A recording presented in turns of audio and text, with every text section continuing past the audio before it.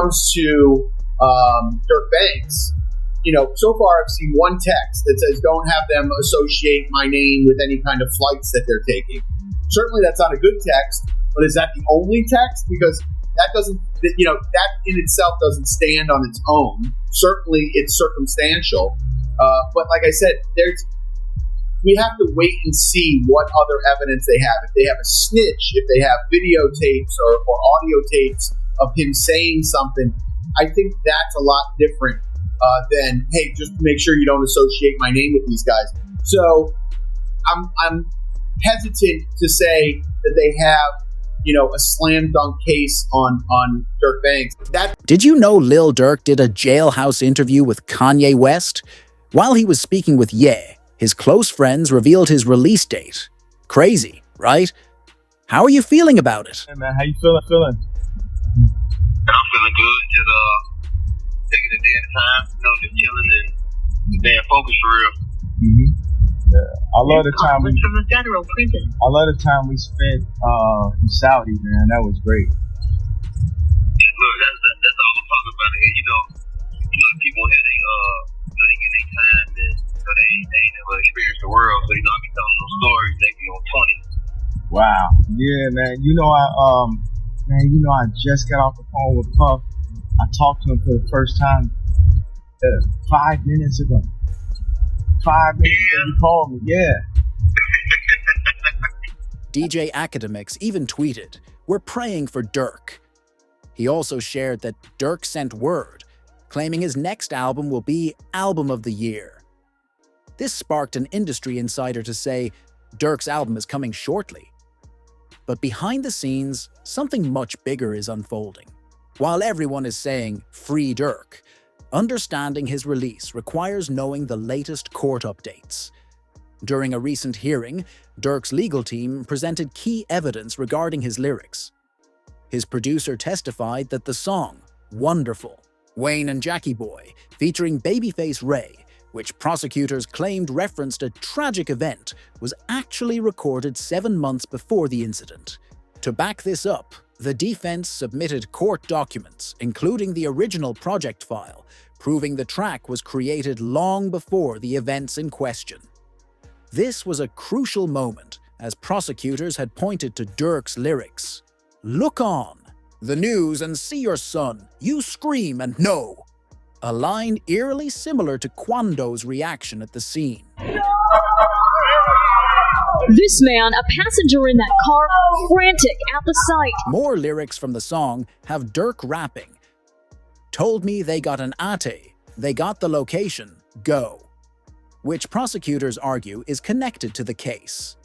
They believe this line ties into Brick Baby's recent statement, where he claimed he would have dropped Quando Rondo's location if Durk had asked. But why is that? Then it's people like, you lined up somebody from your hood. Like, listen, I didn't. But at the end of the day, what's wrong with giving my friend the address? Oh, this is my boy. He lost his boy. Who did it could be real. 9 times out of 10, he had to ask me, I probably would have been. If he even asked anybody, if this is even true. But 9 times out of 10, like I said, can I leak a bar? Sure. I said, if he make the call right now, I'd accept it. Right. Fortunately for Durk, Brick Baby chose not to snitch. However, prosecutors ended the court session with a major revelation. They're currently processing over 230 gigabytes of digital evidence for discovery. This includes audio recordings, video, footage, and 20,000 pages of reports, suggesting they have a massive amount of material to build their case. To make matters worse, prosecutors have now linked Durk to 2 additional homicides. According to federal reports, authorities believe Durk financed these hits. The first victim, Stefan Mack, was allegedly responsible for the death of Durk's brother, D. Thang. The second was Jam's baby mother, who was killed after Durk reportedly learned that Jam had been wearing a wire around him. Federal agents now see Jam as the key witness in connecting Durk to all 3 crimes. After this shocking development, fans started digging through past footage and found an Instagram Live where Jam appears to be wearing a wire, further fueling speculation Again. I ain't gonna lie. My whole frame changed. I ain't gonna lie. Feeling like back in the day. Oh, fuck. Oh, dang. Look like he's sad. Oh, look, he's so happy. He's about check on your man. Know what you got? Yeah. I ain't gonna lie, man. Hey, when I was growing up, I was having a day architect. I'm having a day. School trying to stop down. All that whooping on the net, it got your man. Let's go. Unfortunately for Durk, he placed a lot of trust in Jamso, much so that he gifted him $50,000 after his release from jail. What's his name, brother? Steady crying, huh? He steady crying. Feed him. Look, big mama. see that? Feed him. Baby. That's really how y'all hold y'all babies. Like, I gotta hold my money like this. It's too much. Crazy though. I'm sitting up there doing all this. Sneak this and the internet games and all this. Up some money, do something. Like, we winning, bro. I can do it. Whatever it is I want to go out and do it. Do what I want, do what I want. Y'all can do that, bro. Bro got out what? You know that Haven't you did all? the years I did it now? Yeah. Just let it be. 12. Sweet. That boy popped out 12 years. Yeah. So much money. We really get in order to figure out the lanes, man, boy. However, months before his arrest, Durk noticed Jam was acting strange. It has now been revealed that Durk had been playing 3D chess all along. He suspected Jam would eventually cooperate with authorities. I see shit from a mile away. I don't think people realize that. I could have a conversation with you for 5 seconds and know you're gonna cooperate. Durk addressed this further, saying he doesn't even let his closest friends get too close. Nobody is ever allowed to my house. It be our best friend never been in my house. For real? I promise. Your best friend? Promise. Like, it's people like I just don't allow around my girl and my kids, because it's like I'm just a different type. I'm not the have family night at Durk house tonight. Still, You say everybody at Durk's crib. Yeah, we gotta everybody getting watched. Watch everybody. Hey, they go too close to them kids. You know what to do? Like, that's how I play. Like, I don't play. Unfortunately for Durk, he realized the truth about Jam too late. With Durk locked up and unable to take matters into his own hands, he allegedly sent his crew after Jam. Reports claim that F members tracked Jam down while he was hiding in a house outside of Atlanta. Sources say Jam was punished for snitching on Durk, and a photo surfaced showing the exact location where he had been staying. However, Jam wasn't the only one confronted for crossing Durk. Prosecutors have now officially linked him to Stefan Max Passing. In a newly unsealed court file, Durk is alleged to have orchestrated Mac's murder, believed to be revenge for the death of his brother Dethang on January 27, 2022. While Durk hasn't been officially charged, he's named in the court documents. The file even includes an old Instagram story Durk posted just 30 minutes after Stefan Mac's passing, reading for Dethang. The very next day, Durk went on Instagram Live, where he was seen laughing, adding even more suspicion to the case. You can't see other shit. What? Tweet on my phone. Hey, somebody else said slap car. Somebody else said slap car. With the feds stacking evidence against Durk, many fans are blaming Jam for his situation. Thankfully, Durk's legal team is still fighting for his release. His lawyers recently filed a bond request, proposing a $3.3 million bond, backed by equity in his homes and cash from Sony Music. Unfortunately, the request was denied, but it proves they're determined to keep pushing for his freedom. In another effort to strengthen his case, Durk's lawyers also highlighted concerns about his treatment in jail. Reports suggest that his rapid prison transfer was due to conflicts within his cell block. As a high-profile rapper, Durk may have been targeted for his commissary and money, prompting his legal team to warn the judge about his safety.